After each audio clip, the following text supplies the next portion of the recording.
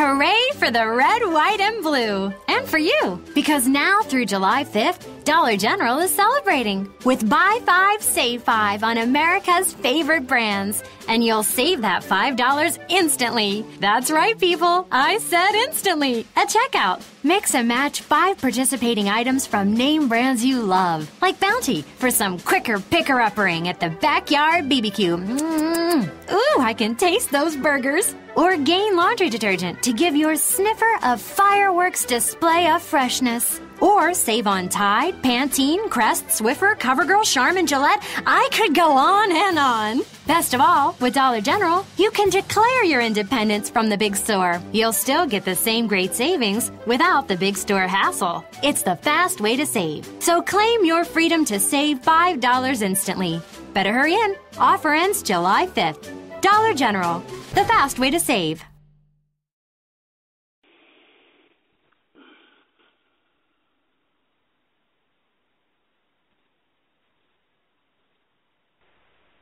Blog Talk Radio.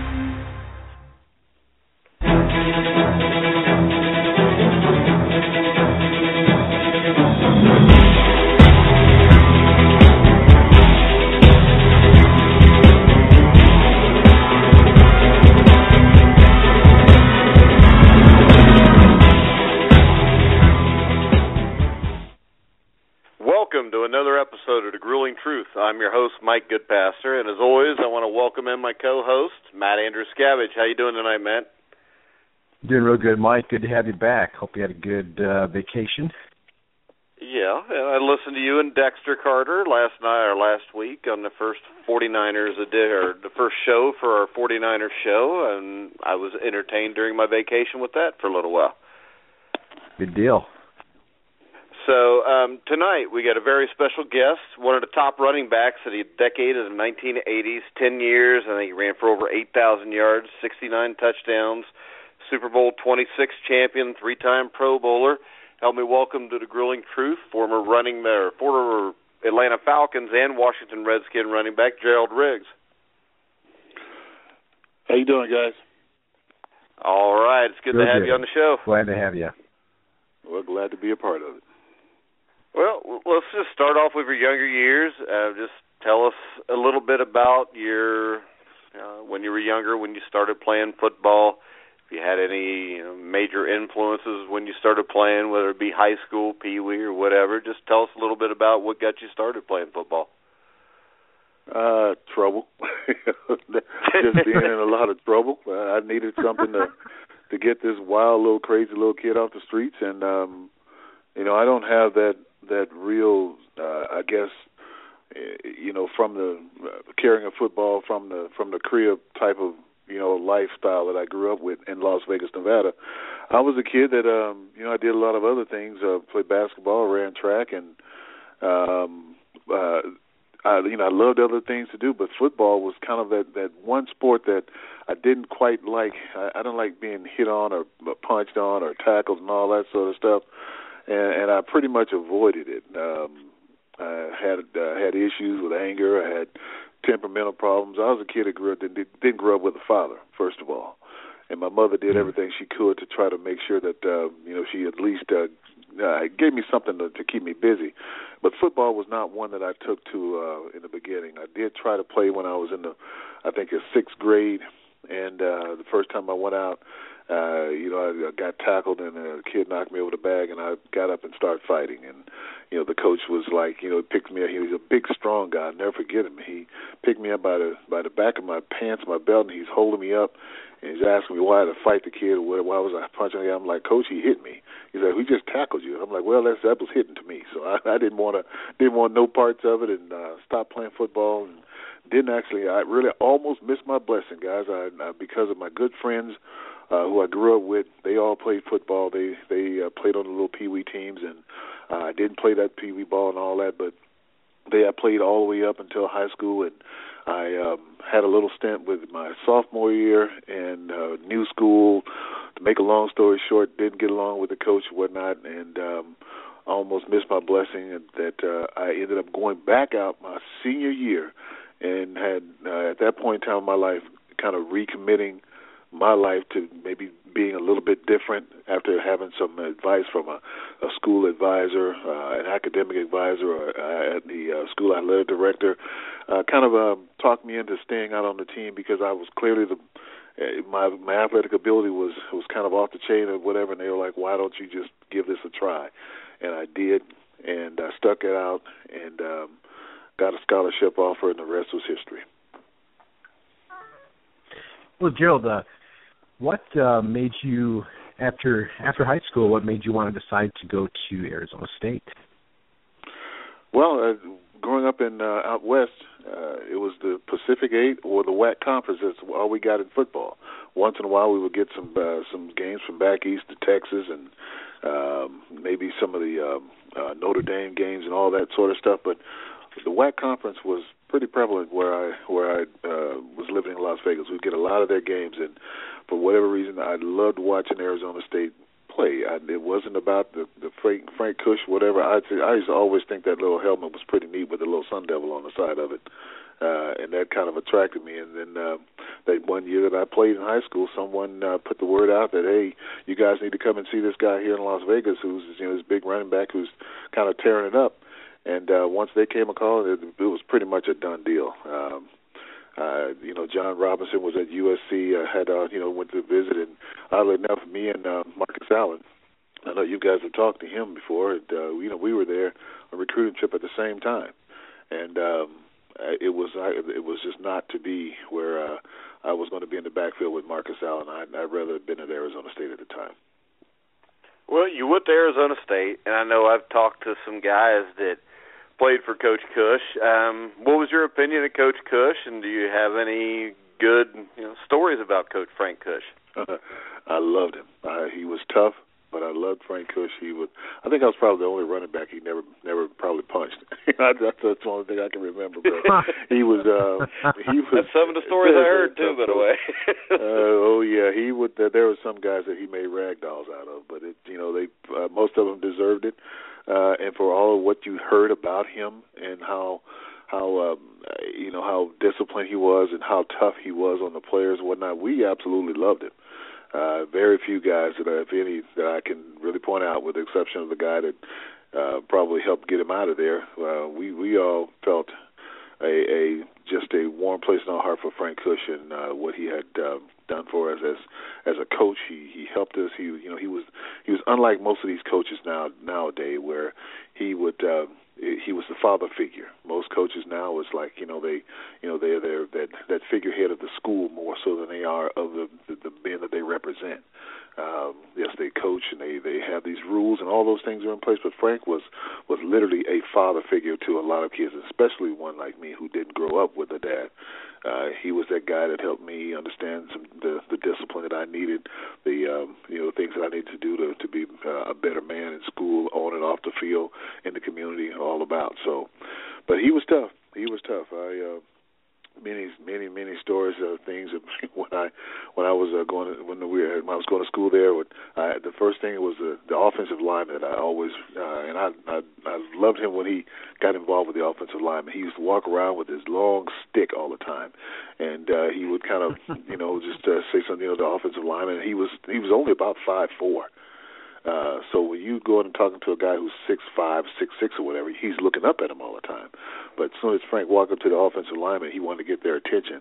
The guy may be standing there with, it's hot, he's tired, he's mad, and here comes Frank Kush, getting on him about something, and Frank would take that stick and stand in front of him, and he'd say a couple of words, and if the guy didn't look down at him, he'd wrap him in the shins, and the guy would come down to his face level, just so Frank would okay, now I've got your attention now. He would do so many different things, hitting you in the head with a whistle, in your helmet, and if you had a helmet on, you hear that whistle hit you in the head, it's just the ring would drive you nuts. But either way, a lot of stories I could probably share with you guys, but for the interest of time, I'll hold it to another time. Well, in 1982, you get drafted by the Atlanta Falcons. Yes. And very unusual year to get drafted in the NFL. All of a sudden, a couple games into the season, we got a players' strike.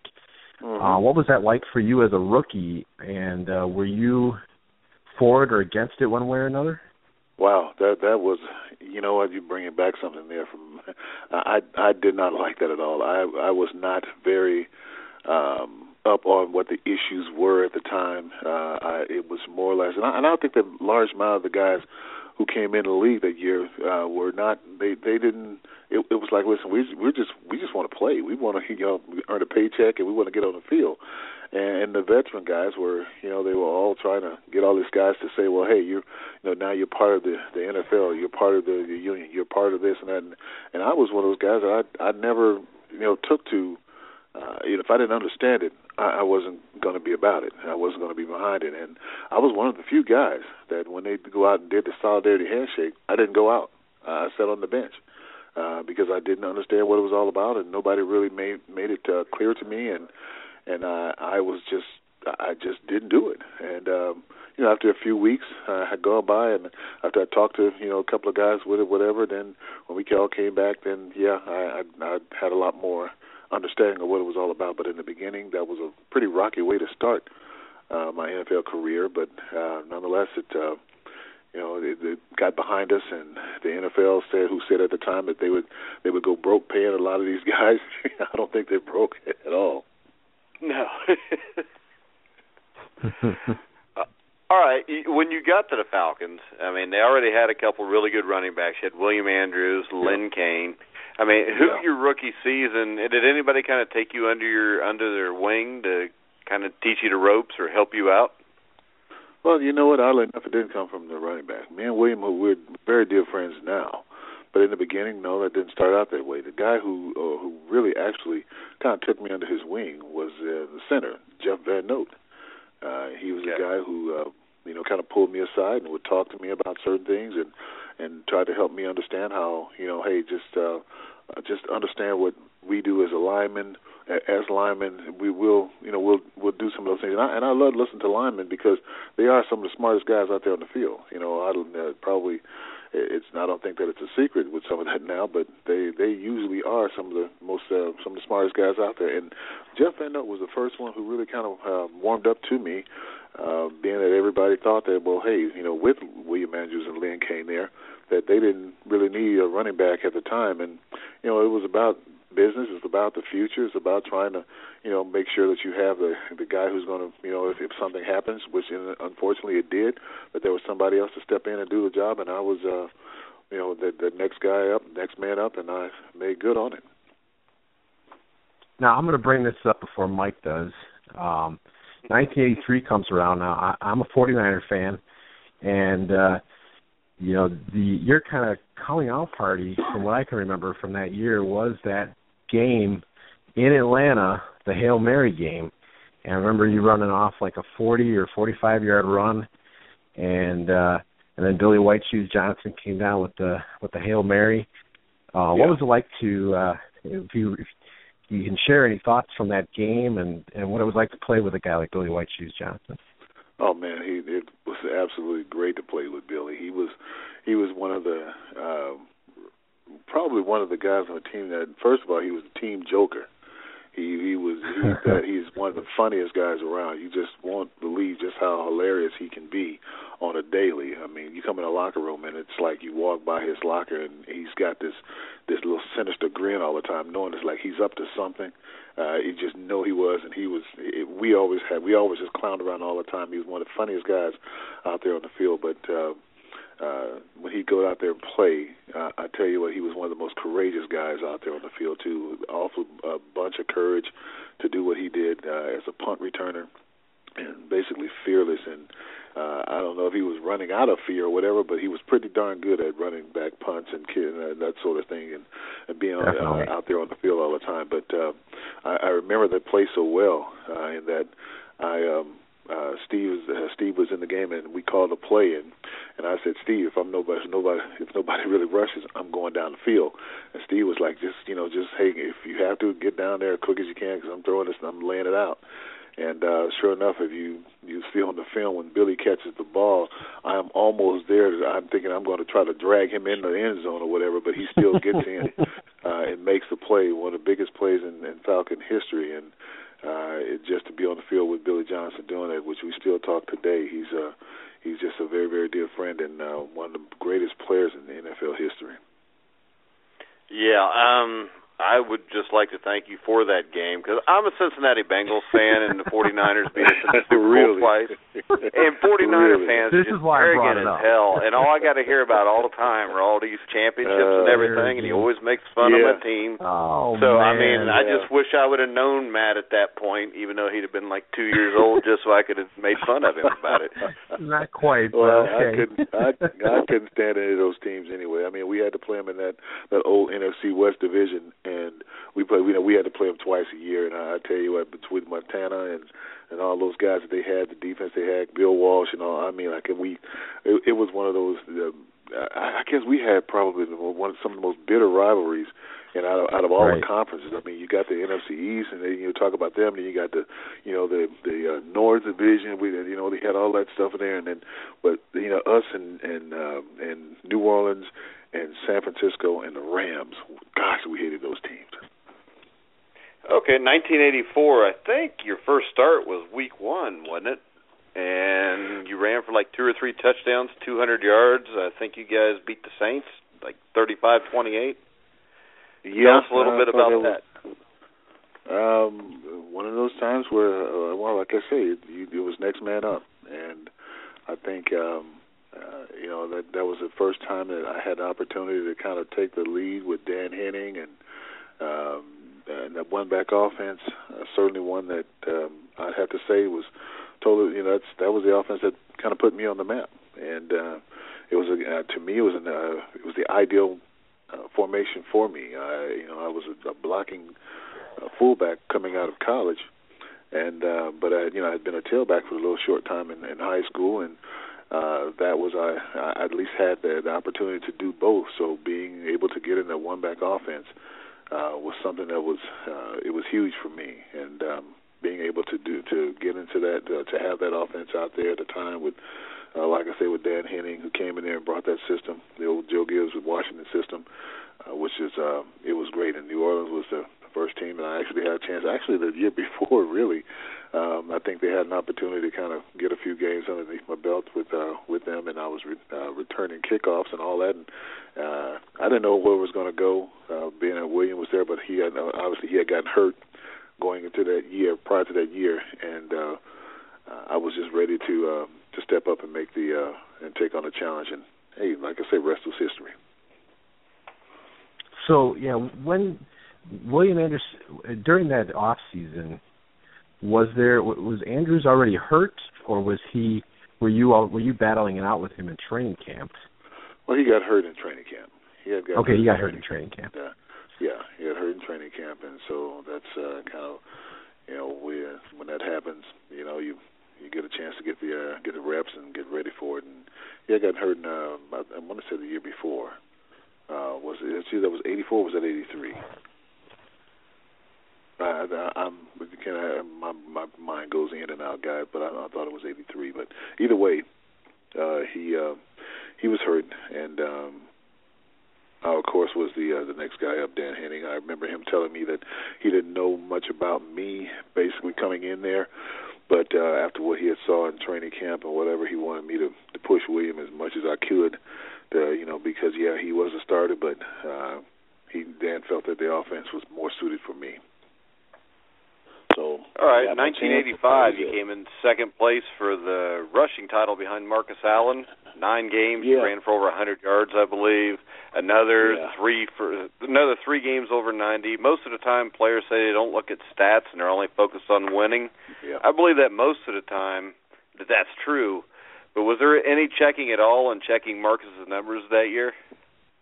No, you know what? I heard it. As a matter of fact, a strange thing. I can't remember who was doing. They played it was on Monday night.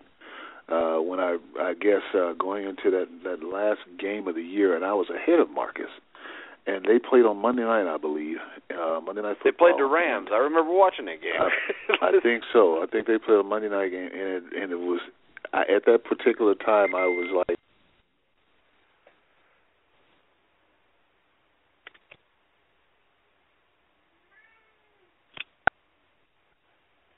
All right, it looks like Gerald Riggs has dropped a call. Uh-oh. Matt, you got anything to add? Well, boy, that's kind of abrupt, but yeah, thanks for saying. How did you phrase it? Arrogant fans? Wow. Yeah, well, arrogant fans. And he said he didn't like the 49ers either. Well, I wouldn't expect him to. He's a Falcon. But well, no, he has a brain, but but I liked all that stuff about White Shoes Johnson. Just looking at the guy always happy. You totally can believe that he's a jokester in the locker room and all that good stuff. And he's one of the best kick returners in NFL history. For sure. The guy, wasn't he making a comeback by the time they got him? There we go. Gerald's back on the line. You there, Gerald? Yeah, I'm there. I'm here. I should say I'm here. But all right. I was just about to make this point about the fact how the world didn't know that I was actually behind or ahead of Marcus at the time. I want to say it was whoever was doing the Monday Night Football game, Frank Gifford and somebody, whatever. They were saying, I think, when Marcus finally had broken or gotten the lead in that particular game, the guys, I'll never forget that they said that Marcus finally takes the lead over Walter Payton. And I was like, wow. Talk about no respect. I'm like, wow, these guys are here doing Monday Night Football. So at that time, I was really kind of. That was the first time I really kind of looked at the numbers and really kind of paid attention to it, because I think they were giving Marcus the ball when he came out the bus. He was over. I think he was over 100 yards or so behind me, and he ended up getting the rushing title that year. And but I respect Marcus. He was he was a great running back. Certainly, even at SC, we've had many battles over the years, and but yeah, he beat me out that year. 1986, you have a really good season, and then 87 and 88, it looks a couple of injuries. But then you get a change of scenery. You go over to Washington in 1989, and by week 2, you have your career game in one of the best offensive shootouts that I can remember, the big 42-37 game, Washington-Philadelphia. As that's your career game and you have a lot of long runs, tell us about what that was like for you, especially going over to new scenery. Well, you know what, that was one of those things that it'll be in my book that I didn't see coming. First of all, Marion Campbell came into the Falcons and decided that they needed to do things to move forward, and decided to trade me at the time, and I didn't know about the trade at all until, bless his heart, Whitey Zimmerman, who was the team trainer who usually took the card up at the draft day, walked up there, and about 30 seconds before he got there, that's when I received a call and said I was going to be traded. So I was like, wow, this was happening right in front of my face, but it happened. I was glad to be there. Joe Gibbs, again, the system was ideal for me. They brought Ernest Biner along with me, and that was the beginning. I thought was a pretty doggone good relationship and a pretty good backfield, and certainly what they did and the way Joe Gibbs went about doing it. I think that team was built for a Super Bowl run in a very, very short period of time, and we did. Well, you played for a great coach in Joe Gibbs there. Do you have anything, or what was your opinion of Joe Gibbs? What was it like to play for him? Loved it. I tell you what, it was one of the best things about Joe Gibbs and his staff was watching those guys at halftime. When it came down to making adjustments, when it came down to putting things in or taking things out that we had done in previous games or whatnot, there was no such thing as a lot of players. I think playing in the NFL, there's no dumb players, but you certainly had to know your stuff playing with Joe Gibbs and how intricate his system was. we would do some. He was pretty remarkable there when it came to halftime adjustments, and that's what I loved watching about it more. It was halftime. Okay, what were we going to do? It was almost kind of like you're excited to go in and see. Okay, hey, some things didn't work, but let's go in and see what we can do and try to change some things around. We come out and we pretty much dominated that year going into the Super Bowl.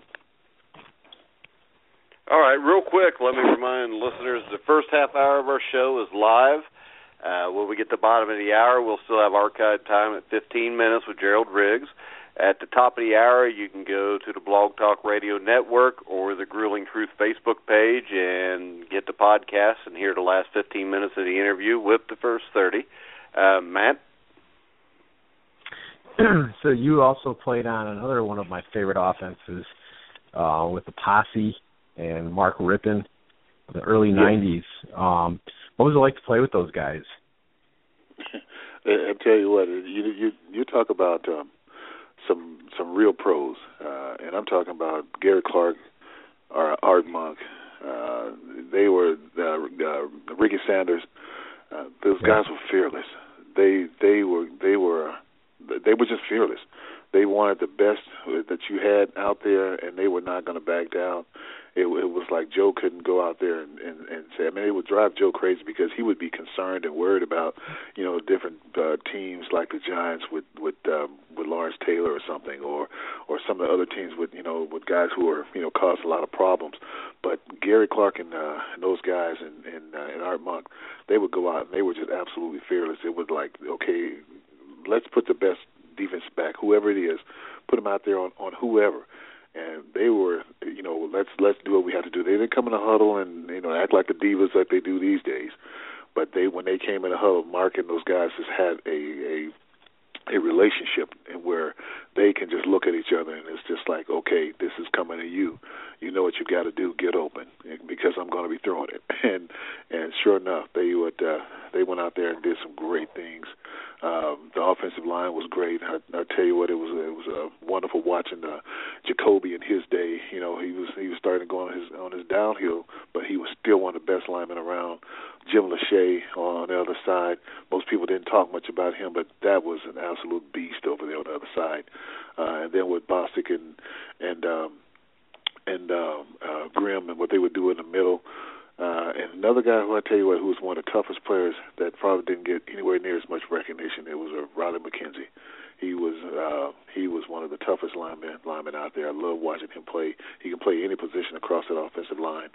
He was just outright good. But that team that we had with whether you want to talk about the Pirates or whatnot, it was not just them. It was the whole unit that the way that it operated and the way that they played and the way that it prepared. Practices were, sometimes were just like so competitive. Joe had to, sometimes just like, listen, guys, let's not get burned out for the game. Whatnot. Guys were just that competitive within that offense. Well, then 1991 came, and I believe that was the season where you scored every time you touched the ball, if I remember. It seemed like it. It seemed like it, didn't it? Yeah. Like it. The game I really remember was this, though, okay? I'm a huge Bengals fan. I was only like 21, 22.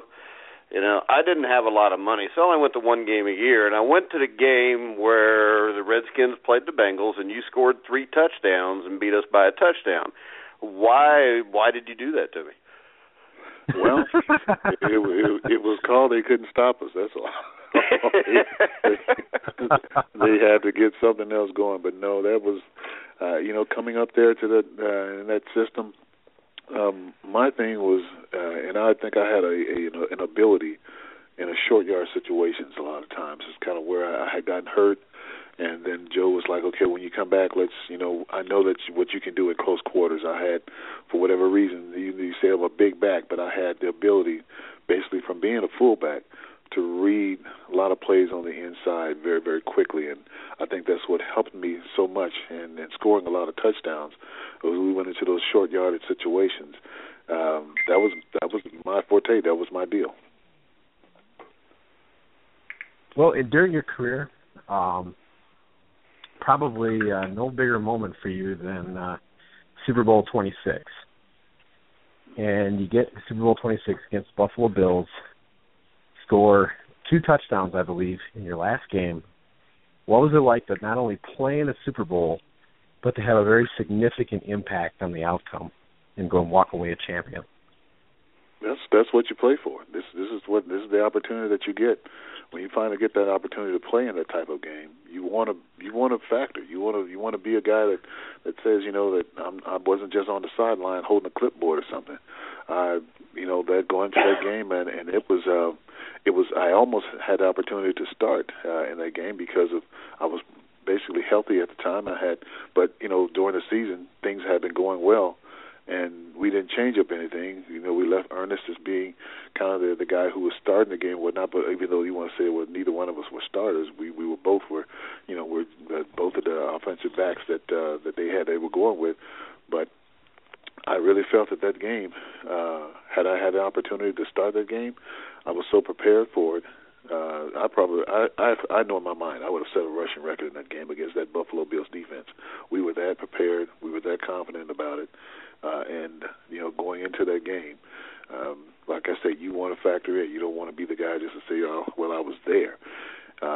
So, given that opportunity to do so, I missed scoring a third touchdown after I would have had 3 touchdowns, but I got stopped on one play. But we were just it was just destined that year. We had everything going our way. We had lost out the year before in San Francisco, and it was one of those things we wanted to kind of complete it. We wanted to make sure that we finished it the way that we needed to. Bobby Beathard was just gone out of there. Charlie Castley had taken over, and it was still a Bobby Beathard, Joe Gibbs team at the time, and we wanted to make sure that we finished the job.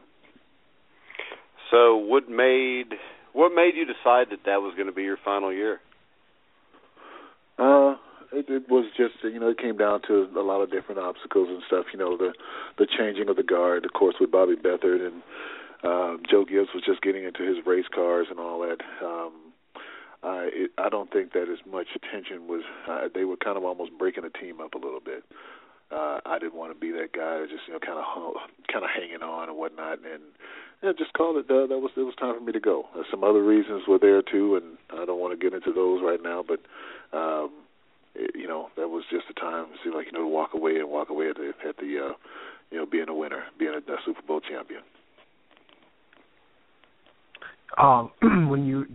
What was like your biggest rivalry, or biggest one-on-one matchup that you remember, either as a Falcon or as a Redskin, that you had to deal with? From a player standpoint? From an opponent. Oh gosh, almighty! There were a few of those. I tell you what, one team that it was a heated game always was when we played against the Saints.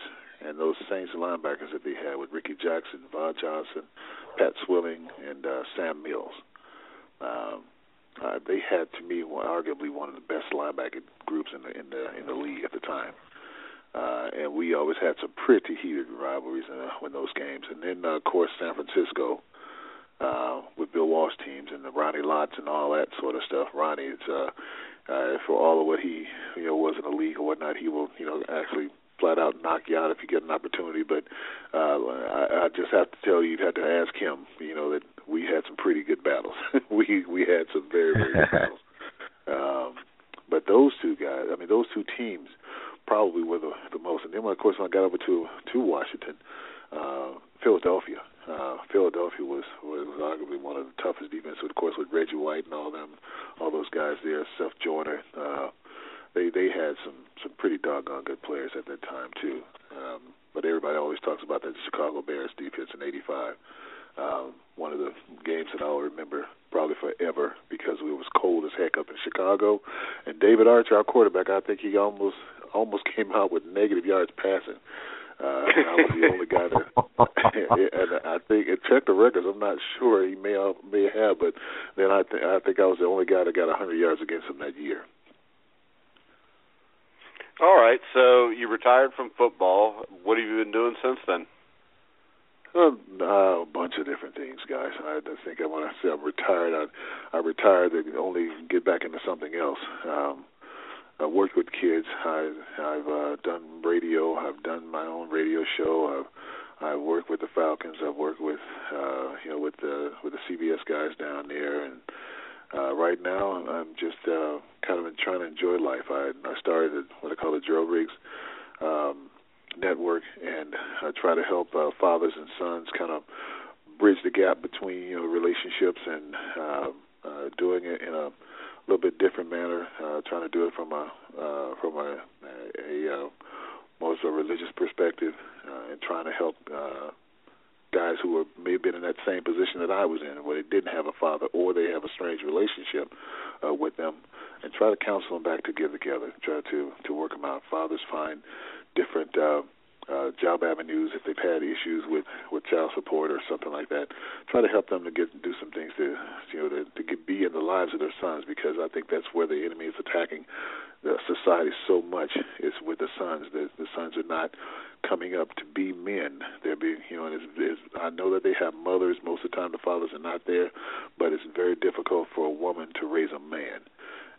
So to help them to get some of the things that I think that we all need to have, it starts with bridging that gap between the fathers and those sons, and getting them to have a dialogue, have some communication, and be taught how to go from being a boy to going through the different stages in between, what we call the warrior stages and all that, and then going to be the father that they need to be. Is there any particular organization that we can let our listeners know that you're involved with on this? No, and not one in particular. I'm more of a resource, so it's like I'm not cleaving to one in particular. Just what I'm doing is like I said, more a resource. When they go on my webpage, and that's at GeraldRiggsNetwork.com, you'll be able to find some of the different avenues. I've kind of restructured the website here now for going into the rest of this year. So there'll be some things on there that is not on there right now. But if you go on there, you can look and see a little bit more about what I'm about here in Chattanooga, Tennessee. That's very admirable. That's tremendous. One other question about today's game. What's your opinion of present-day NFL running backs? Are there any particular guys that you like to watch, and what's your opinion of the crop as a whole? Oh, that I get to, the hair stands up on the back of my neck most of the time when I watch some of these guys, because it's so different now. These guys are, they got a specialty guy for this, a specialty guy for that. A guy goes out in a passing situation, guy goes out on a goal line or something. I think that the days of when we played, with Walter, with Eric Dickerson, with my Barry Sanders, with Roger Craig. I can go on and on with the guys that played during our era, that we did everything. It wasn't we had they got very few guys now who are literally going to take on that task of being a complete running back. And I think that from a running back standpoint, there are not very many complete running backs in the league. Everybody wants to be a runner, but nobody wants to do the dirty work. Nobody wants to be in there sometimes in difficult situations, and then when they are, they don't perform. I think the players as a whole, there's too much. I don't know. I think there's too much glamour in what they do now, and that when we played hard. We played for the game. We played for the team's sake. We played for the fact that the guys who were on the field, we respected each other. We liked each other. We hung with each other. We did things with each other. These guys nowadays, if the guys, it's like, I think their friendships are based on their contracts. And it's a little difficult, I think, for some of these guys to really have a relationship, where the team is very, very close, like we did in our day. So, it's just a different time. The game is played differently. With them trying to make the game more of a, you're thinking out there on the field instead of reacting on the field. I think that's kind of hurt the quality of the game. Good football still being played. No, I'm not going to take that away from it. But I just think that all this stuff with this heads-up stuff and all that, they're trying to make everybody aware of all these different things that are going on the field. It kind of lends to some pretty crazy things that's happening on the field out there. And it's just my opinion. They think that it's good. They said the game has been safer, and they feel all that way about how things are. That's great, and that's fine. It's a different age, different players. I still love the game of football, and I think it'll always be, to me, always king. This is the sport that I ended up loving, and I think America will still, and the world still loves NFL football. Well, I think it still goes back to what you talked about a little bit earlier in the organizations you work with. Me and Matt talk about it all the time, and none of these sports are as good as they used to be, in our opinion. Maybe that's just because we're getting older. And everything was better. We thought everything was better when we were younger, but I mean, it just when you see guys, before games that are on opposing teams going out and hanging out for 10 or 15 minutes when they're getting ready to play a game against them, that always kind of irritates me also. Yeah, well, we all kind of did that sort of too. My thing was go out there and 15 minutes before to intimidate. I mean, I had to get out. Yeah. I'd go out there and I run around the field or whatever, and I run through the other team's side or whatever. And it's about, hey, we're getting ready to go battle, and I want you to know I'm going to be here too. This is what you're going to contend with every day, or at least every play. So I think society as a whole is not nearly as competitive as it used to be. No. It's well, that's for sure. It's an entirely different age, guys. Yeah, but we're almost out of time. I really appreciate you calling in. It's been, an absolute honor to have you on.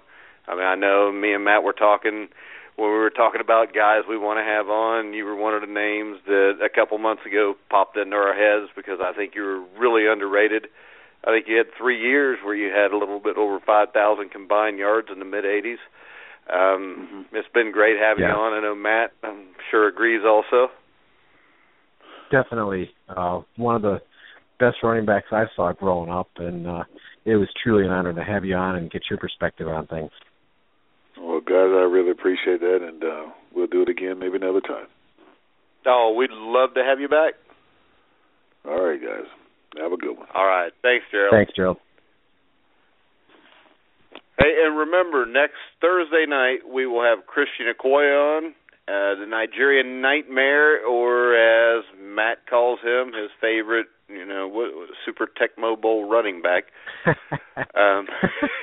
Yes, I did play Super Tecmo Bowl. It was a blast, but watching him as a running back was also such a thrill. I was a teenager.